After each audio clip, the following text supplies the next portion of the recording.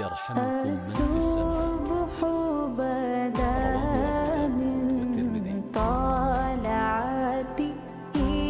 عن عبد الله بن عمرو بن العاص رضي الله عنه أن رسول الله صلى الله عليه وسلم وقف في حجة الوداع للناس يسألون، جاءه رجل فقال: لم أشعر فحلقته قبل أن أذبح.